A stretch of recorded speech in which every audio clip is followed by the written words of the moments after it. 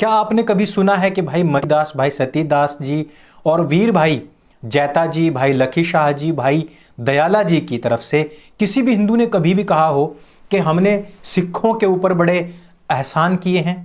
क्या आपने कभी मोतीराम मेहरा जी को, जिनकी कि पूरे परिवार को कोल्हू में पिसवा दिया गया था क्योंकि ठंडे बुर्ज पर कैद गुरु साहब की माता जी और उनके बच्चों को वो गर्म दूध पिलाने जाते थे, और यही नहीं अपने घर का पूरा सोना दे करके, लेकिन क्या कभी हिंदुओं ने ये बात कही?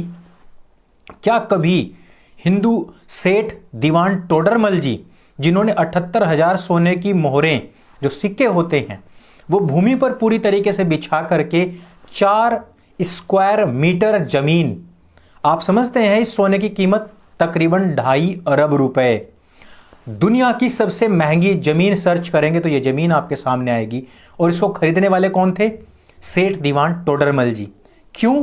क्योंकि 10वें गुरुजी जो थे, उनके 2 पुत्रों को यहीं पर दीवार में चिनवाया गया था और यहीं पर उनकी माता जी का अंतिम संस्कार किया गया था। 2.5 अरब में खरीद करके जिसने जमीन दी थी वो एक हिंदू थे। लेकिन क्या कभी किसी हिंदू ने कहा कि हमने सिखों पर कोई एहसान किया है? कभी नहीं कहा और ना ही कभी कहेंगे। और जिस व्यक्ति ने यदि किसी भी कौम के लिए यह बात कह दी तो समझ लीजिए कि उसने कभी भी दूसरे के लिए कुछ भी नहीं किया। क्या कभी किसी हिंदू ने कहा कि हमारी तरफ से संतों ने उठ उठ करके सिखिज्म को बचाने के लिए युद्ध किए?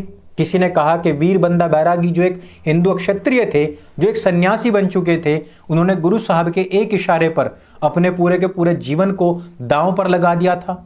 किसी ने नहीं कहा। दोस्तों, ये सब बातें ध्यान रखने योग्य हैं, क्योंकि सनातनी बड़ा भाई है और बड़ा भाई कभी भी एहसान नहीं जताता है।